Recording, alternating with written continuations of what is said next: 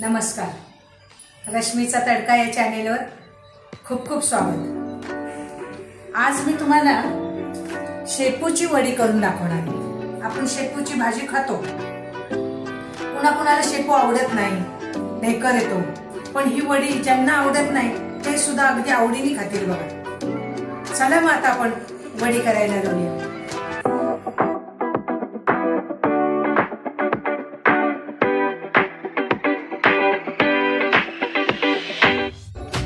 शेपूच्या वडीसाठी लागणारे साहित्य: शेपूची एक गड्डी, बाजरीचे पीठ, हिंग, अख्खे धणे, जिरे, लसूण, कोथिंबीर, मिरच्या, डाळीचं पीठ, पांढरे तीळ, मीठ, लाल तिखट आणि हळद। प्रथम आपण शेपू बारीक चिरून घेऊया। मला शेपू इतका छान हिरवागार मिळालाय ना, मग आज म्हणलं आता वडीच करायची। शेपूची भाजी नेहमी खातो आणि अशा तऱ्हेने मी हा बारीक चिरून घेतला शेपू। आता आपण वडीसाठी वाटण वाटून घेऊ। हे 2 चमचे धणे घेतलेत मी,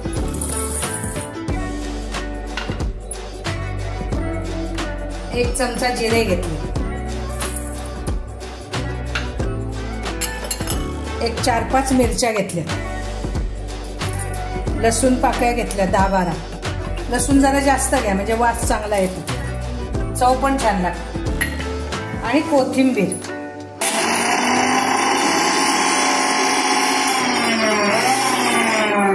अशा तऱ्हेने आपलं बारीक वाटण तयार करून घेतलं। आता आपण ह्या बारीक शेपू केलंय, त्यात काय काय टाकायचं ते आता बघू। प्रथम आपण हिंग टाकू। हिंग टाकायचाच, पोटाला पण छान असतो। हे 2 चमचे पांढरे तीळ टाकले, चवीनुसार मीठ,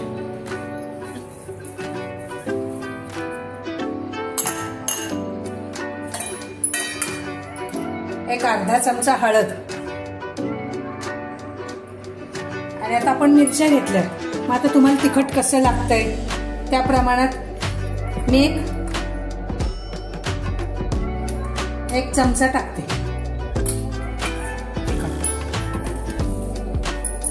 आणि आता हे बारीक केलेलं संपूर्ण वाटण सगळं टाकायचं।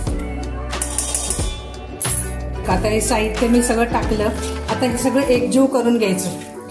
आणि मिठाने ते जरा शेपूलाही पाणी सुटेल, पाणी घालायचं नाही आपण।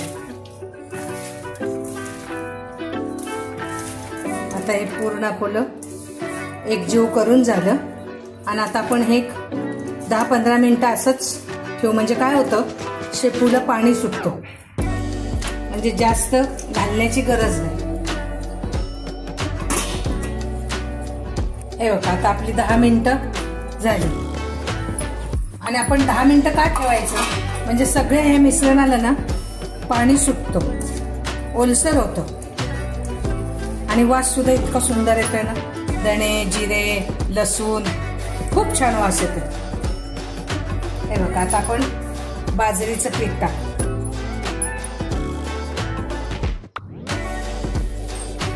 एवढ्या भाजीला मी साधारण अर्धी वाटी बाजरीचं पीठ टाकलं, आणि 1 वाटी डाळीचं पीठ टाकायचं, आणि संपूर्ण काढून घ्यायचं चांगलं। अशा तऱ्हेने आपलं मळून पीठ तयार झालं। मला पाण्याचे अगदी 2 थेंब लागले, अर्धा चमचा समजा। आता काय करायचं, थोडा तेलाचा हात घ्यायचा आणि पाणी उकळायला ठेवायचं, चाळण ठेवायची, आणि थोडा तेलाचा हात चाळणीला लावायचा, म्हणजे चिकटणार नाही। आता आपण एक गोळा काढून असा करू।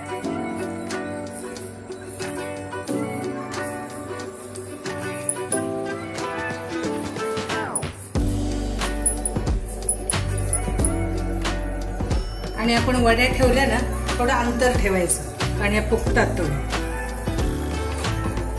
एक 20 मिनिटं वाट बघायची आपण. 20 मिनिटं झाली, मस्त वड्या उकडल्या. आता या थंड करून द्यायच्या आणि चांगल्या बारीक कापायच्या आणि तळून घ्यायच्या.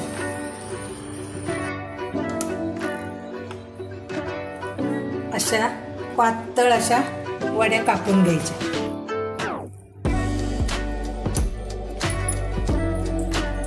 तुम्ही अशा वड्या खाल्ल्या ना तरी खूप सुंदर लागतात. इतक्या छान लागतात ना.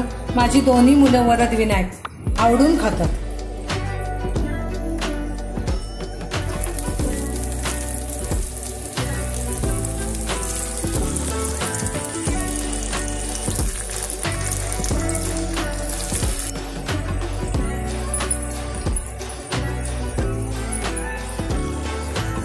तुम्ही एअर फ्रायर मध्ये पण काढू शकता या वड्या. त्या तेल सुद्धा कमी लागतं.